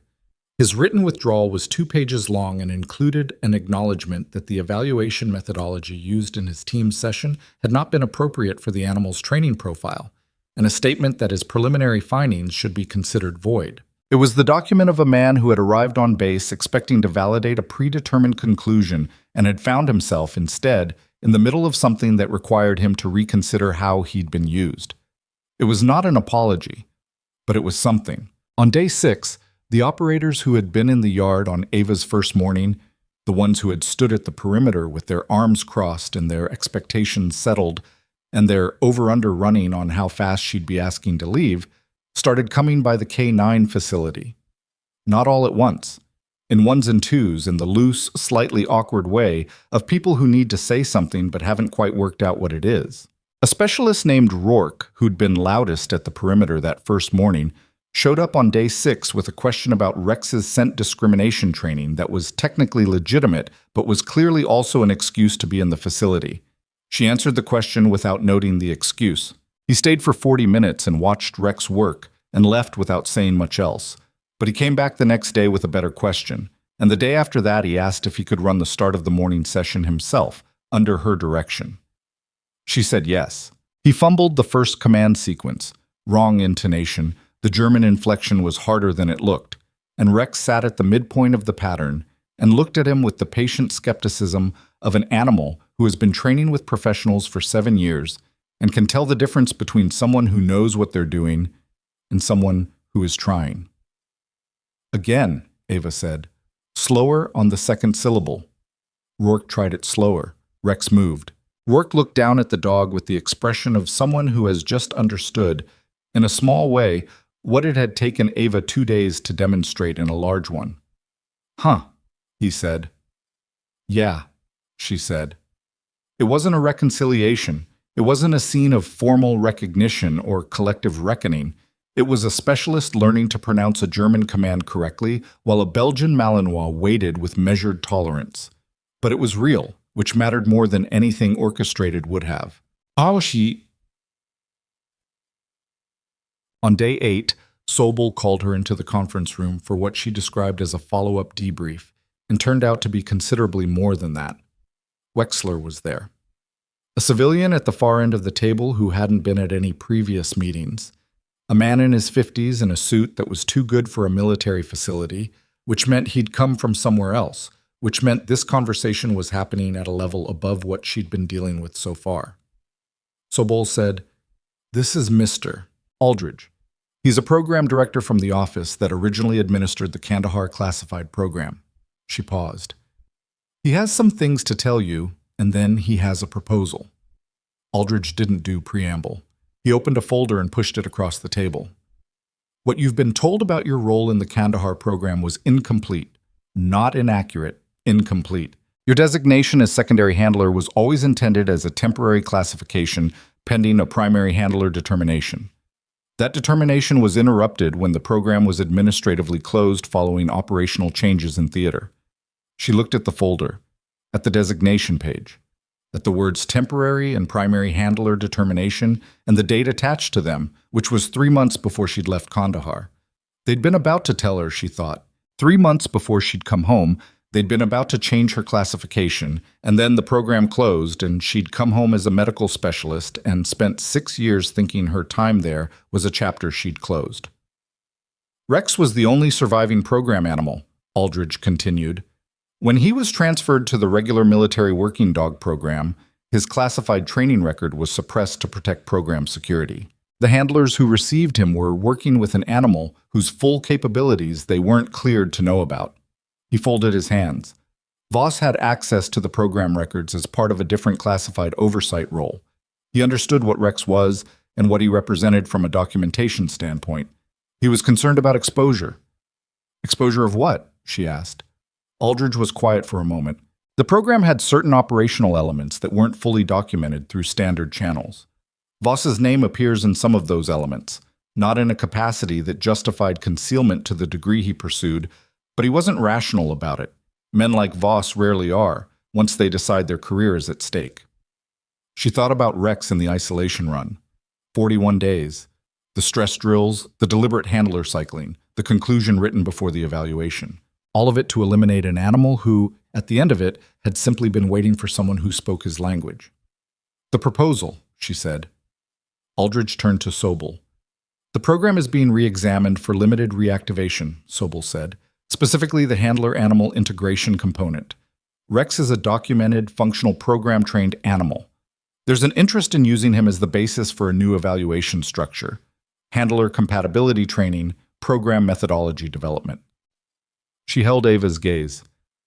The position would require someone with your specific background, medical training, K9 program experience, and existing handler compatibility with the animal.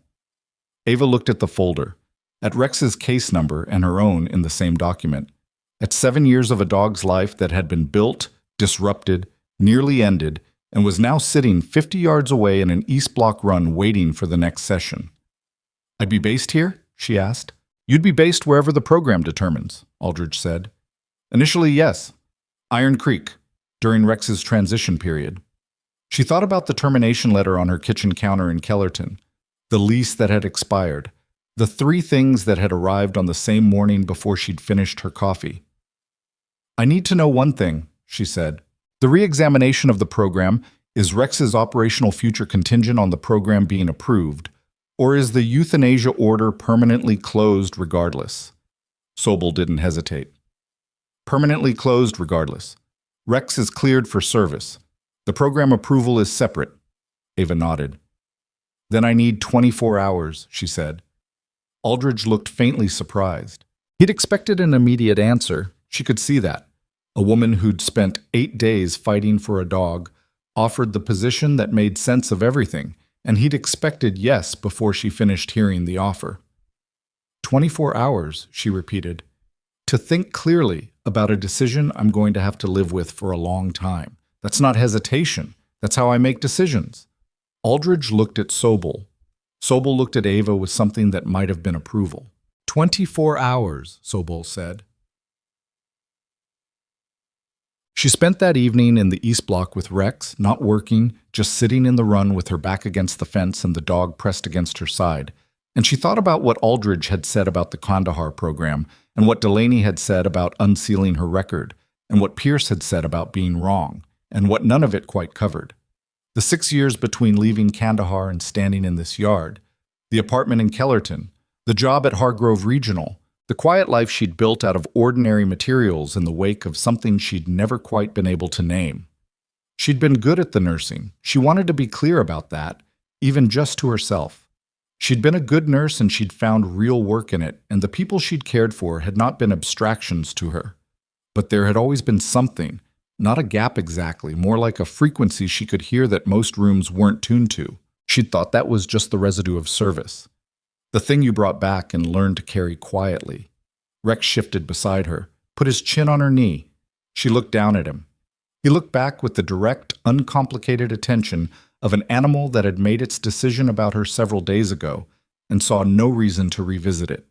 She thought, 7 years old is not old for a Malinois. With correct handling, good conditioning, meaningful task work, 8 more years, maybe 9. She thought, the program will require travel, instability, work environments that are not predictable or safe or quiet. She thought about what Sobel hadn't said in that conference room, which was the thing Ava had been holding since she read the full program documentation on day 3.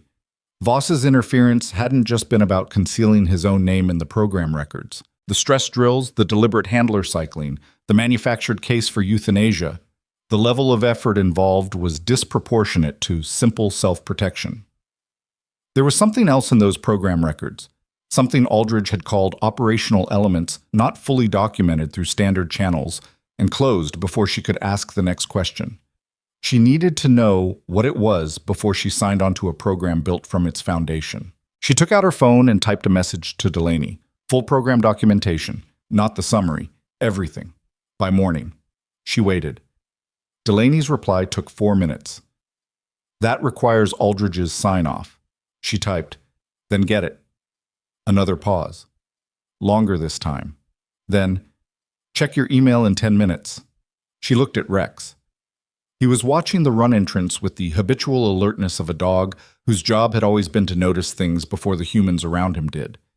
His ears moved, just slightly, orienting towards something she couldn't hear yet, something from the direction of the facility's administrative wing, something that had his attention in the specific way that wasn't threat response and wasn't handler orientation, but was the third mode, the one she'd learned to read over these 8 days. The mode that meant something is changing. Her email notification came through at the same moment that the lights in the East Block corridor changed. A brief flicker, power fluctuation, the kind that happened on old military bases when something large drew from the grid unexpectedly. She opened the email.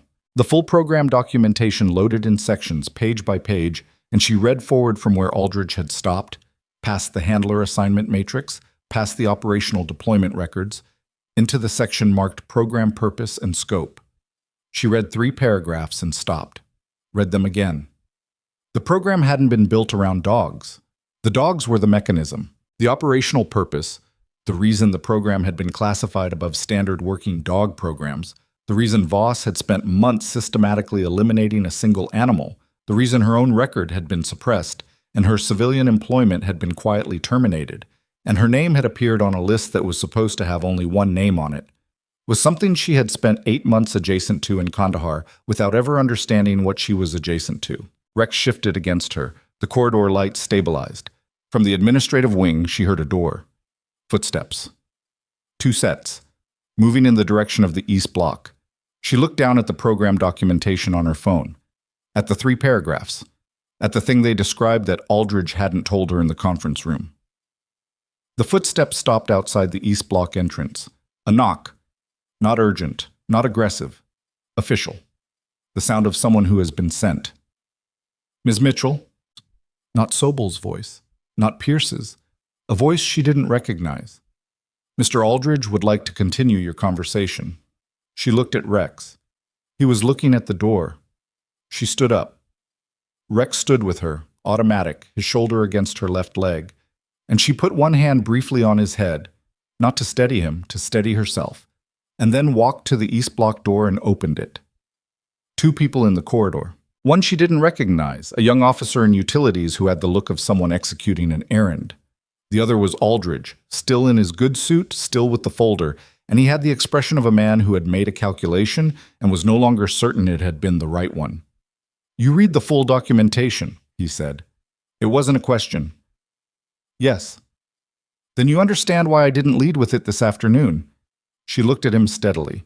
"I understand that you made a decision about what I could handle and when, which is exactly what every person in a room with authority has done to me since I walked onto this base 9 days ago."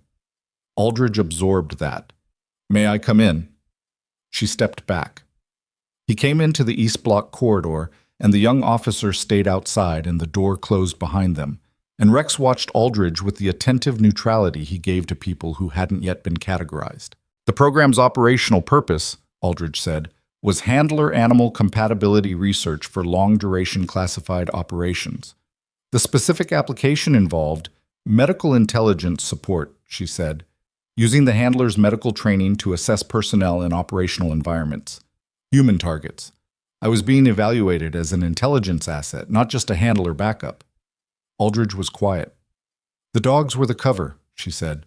"A medical specialist working with military animals has access and mobility that a designated intelligence operative doesn't. Lower profile. More flexibility. And if the program was ever exposed, the K9 component was the story, not the intelligence collection." She looked at him. "That's what's in the program purpose section. That's what Voss was protecting. Not just his name in the records, the existence of the methodology." "He was protecting his authorization of the methodology," Aldridge said carefully. "His signature is on the original program approval. If the program was examined during an IG review of his conduct, certain questions would arise about how that methodology was sanctioned and what oversight existed. And the answer is that the oversight was insufficient. Yes." She let that sit for a moment. Rex had settled against the wall, watching both of them, running his particular version of the calculation she was running. "The proposal you made this afternoon," she said. "The re-examination of the program, the handler-animal integration component, that's not the whole proposal. You're not re-examining the K9 methodology. You're re-examining the intelligence application." Aldridge opened the folder and placed a single page on the concrete ledge beside the run door. "The full proposal. What I wasn't cleared to present this afternoon without program directorate sign-off." She looked at the page, read it in the corridor's flat overhead light. The position wasn't a training role. It wasn't handler development or program methodology or anything she'd been told in the conference room. It was an operational position, specifically a program lead role for a restructured version of the Kandahar methodology, with full transparency about its intelligence application, proper oversight architecture, and a mandate that included building the handler training framework from a starting point of informed consent rather than incremental discovery. The thing she'd been recruited into without her knowledge 7 years ago. Being offered now, honestly, with the full picture on the table. She set the page down. "Why me?" she said. "Specifically, there are people with deeper intelligence backgrounds.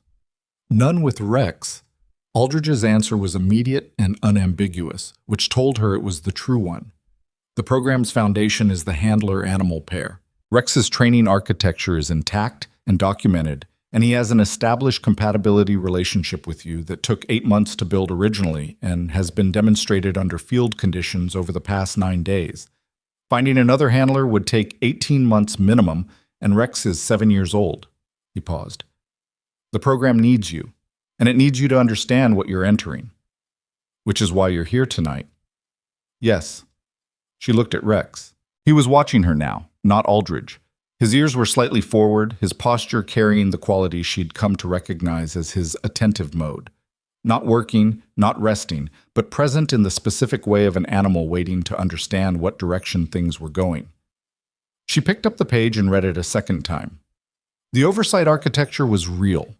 She could see the signatures, the review structure, the reporting chain. Someone had built this carefully after learning what the absence of structure had produced. It wasn't perfect. No design system was. But it was honest about what it was and what it required, which was more than the original program had been. "I want 2 conditions," she said. Aldridge waited. Rex's welfare is non-negotiable. If his physical or behavioral condition requires operational pause, that call is mine. Not directorate, not program review. Mine. "Agreed. And every handler I train under this program knows from day one what they're being trained for. Full disclosure, informed entry. No one builds a life inside a program they weren't told they were entering." Aldridge looked at her for a long moment. "That's a significant departure from the original methodology." "The original methodology put a classified program in a position where a colonel could use it to try to kill a dog," she said. "I'd call that a design failure." He closed the folder. "Agreed." She held his gaze. "Then yes," she said, "I'll take the position." The formal proceedings against Voss were public in the way that institutional accountability is public. Not dramatic, not cinematic, not with the neat arc of a story, where the villain faces his accusers in a room that holds all the people he wronged. It happened in offices and review boards and legal proceedings that Ava attended some of and received documentation of the rest, and the outcomes came down in writing rather than in speeches. Voss was formally charged on day 11. The charges were read into the record at a regional command review attended by base personnel, IG officers, and legal representatives, and the specific language of each charge: conduct unbecoming, abuse of command authority, falsification of official records, conspiracy to obstruct an IG investigation, was a list that took 4 minutes to read aloud, which was longer than most people expected. He sat through the reading with the stillness of a man who had decided at some point in the preceding days that dignity was the only thing remaining that he could control. His face gave nothing. But she'd seen his face in the corridor of the K9 facility when Sobol had arrived, when the ground shifted, and she knew what was underneath the stillness. Harick's investigation moved more slowly, but arrived at the same place. He was relieved of his duty officer role pending a full IG review of his involvement in the suppression of Garza's evidence and the communication between him and Voss that Garza had held for 3 months became the central document in a separate misconduct case that would take months to fully adjudicate, but had, from the moment it was submitted, only one plausible destination. Pollard, the behavioral specialist, lost his certification. The Oversight Board reviewed the case and suspended his credentials for professional misconduct. Specifically, the production of a professional assessment designed to reach a predetermined conclusion on behalf of a commanding officer.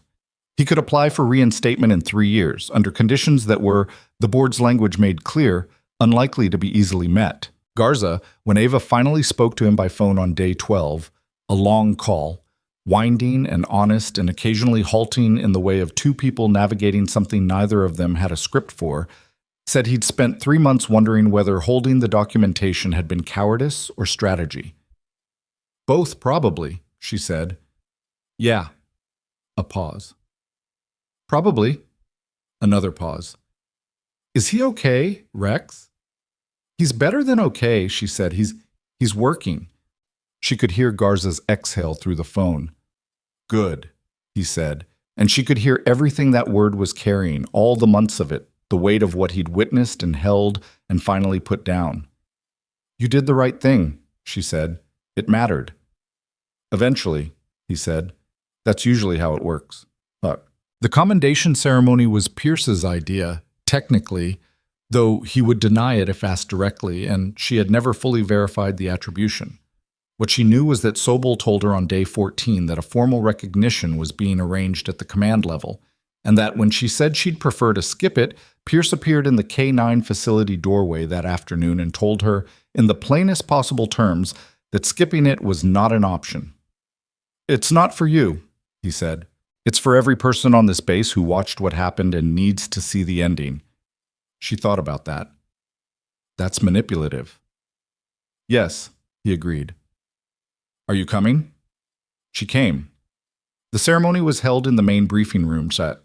Not a parade ground, not a formal assembly, just the largest indoor space on base filled with personnel in a way that made it feel more significant than its walls. Sobel spoke briefly. Sayers, who had remained on base through the investigation at Sobel's request and would leave the following morning, stood in the back of the room with an expression that she could read across the distance as something between discomfort and respect. The operators she'd seen at the perimeter on her first morning were there. Rourke in the front row, 3 others clustered near him, all of them with the particular posture of people who have revised a significant opinion and are still adjusting to the revision. The commendation language was formal and somewhat dry, the way official recognition usually was: exceptional service, distinguished evaluation conduct, demonstrated professional expertise, significant contribution to the integrity of the base K9 program. She stood in front of it and accepted it and managed to look like someone who was comfortable being in front of a room, which she mostly wasn't. Then Sobel stepped back and Pierce stepped forward, and he was not reading from a paper, which meant what he said next was his. 9 days ago, he said, I told this woman to stay behind the secondary line. He looked at her directly. She walked across it, and everything that followed, the investigation, the evidence, the documented truth about what was happening on this base, all of it follows from that moment. From one person deciding that the line drawn for her by people who'd already made up their minds about who she was and what she could do was not the right line. He paused. I was wrong about her. I want the record to show that, and I want her to know I said it in front of everyone. The room was quiet. I was wrong too, Rourke said from the front row. Not standing, not formal, just saying it. The way you say something when you've practiced it and then abandoned the practiced version for the true one. 2 other operators nodded. Nobody made a speech of it. It wasn't the kind of room for speeches. She looked at Pierce. She looked at Rourke. She looked at the room and the people in it. Not perfect people, not reformed people in the clean way of stories where recognition transforms everyone it touches. Just people who had seen something they couldn't unsee and were standing in front of it. Thank you, she said. That was all. Rex was outside the briefing room because there were reasonable limits to what a formal military ceremony could accommodate. And when she came out, he was sitting beside Trumbull with his ears up and his attention locked on the door.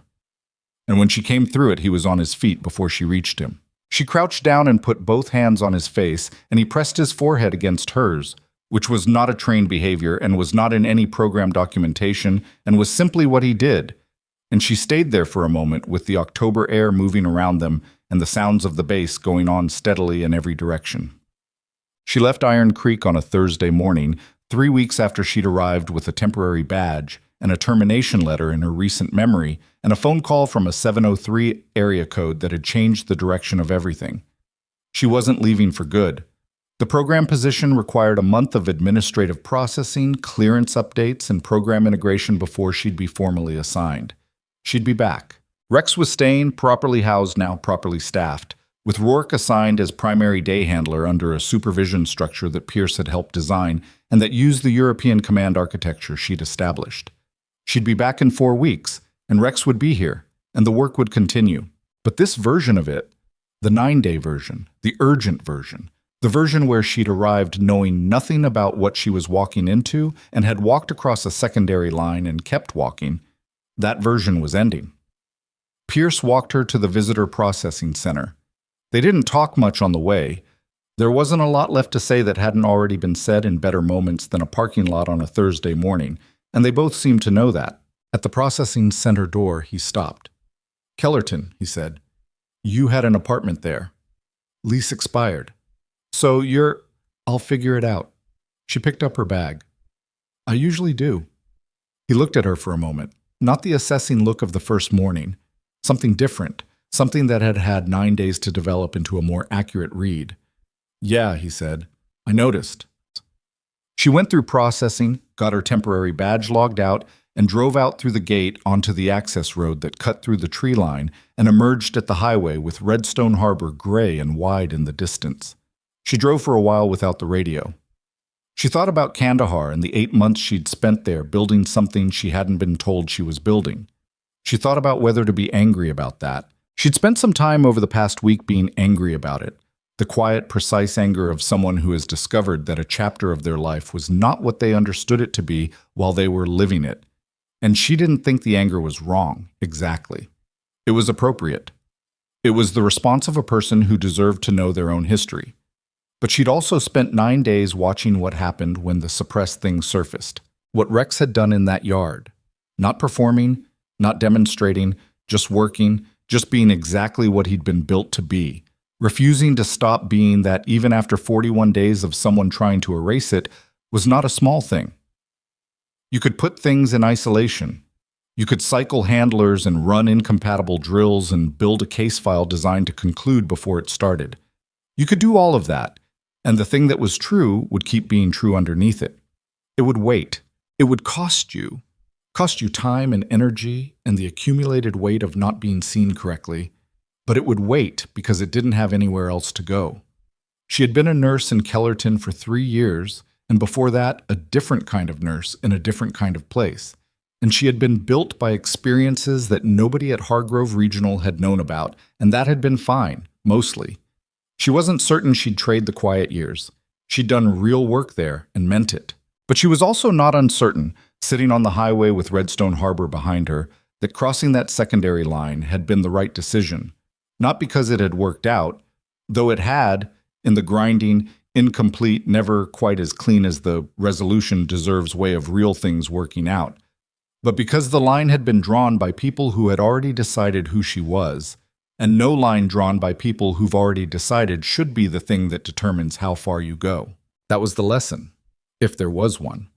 Not that quiet strength always wins, because it didn't always, and she'd been in enough environments to know that the system didn't always correct itself, and documentation didn't always surface, and the right people didn't always arrive at the door at 22:52 on a Tuesday night. But that the alternative, staying behind the line, allowing the assumption of who you were to be the outer boundary of what you did, was not something she could recommend from personal experience. She was 31 years old, and she'd spent 6 years living below the actual level of what she knew how to do, and she was not going to do that anymore. She merged onto the interstate and pulled up Delaney's number on the car's display and called it.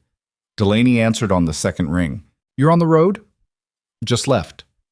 "Administrative processing starts the 16th. I'll send you the location." "I know." A pause.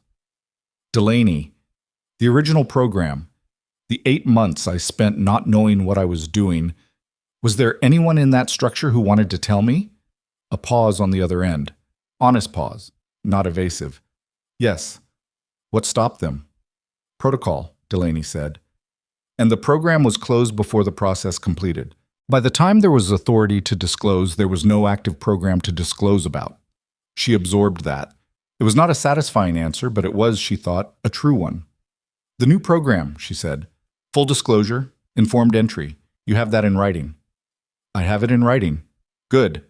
She watched the highway ahead of her, the distance opening up. Then I'll see you on the 16th. She hung up and drove. 3 weeks later, she pulled back through the Iron Creek gate with a permanent badge and a program assignment document and a duffel bag that contained less than the minimum recommended for an open-ended posting, because she'd always traveled light and saw no reason to change that now. Rourke met her at the K-9 facility. He looked different than the man who'd stood at the perimeter fence with his arms crossed on her first morning.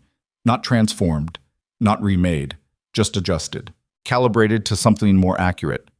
He knew, Rourke said, jerking his head toward the east block. Before you even drove through the gate, he's been up since, 600. She didn't say anything. She just went to the east block and opened the run door, and Rex came to her in 3 steps and shoved his skull against her palm the same way he had on her first day. And she put her hand on the back of his neck and felt the difference. The muscle tone that had come back, the tension that had left, the animal that had been waiting patiently and without alternatives for the world to make sense again. Okay, she said quietly, let's go to work. It wasn't a perfect ending. It never is. Voss's legal proceedings would take months. Harwick's case would drag longer. The program Aldridge had proposed would hit obstacles she hadn't anticipated and require compromises she hadn't planned for, and there would be days, probably, when she would wonder what the version of her life looked like that had stayed behind the secondary line. But Rex was standing in the October morning, and his ears were up and his eyes were on her, and the training yard was open ahead of them. And Ava Mitchell, who had been dismissed and reduced and quietly removed from every room where decisions were made, who had been handed a termination letter and a phone call on the same morning and had driven to a military base with a temporary badge and nothing guaranteed, she walked out into that yard and started the session from the beginning, the way you always had to, because the work was never finished and the truth of what you were didn't announce itself. It just kept showing up. That was enough.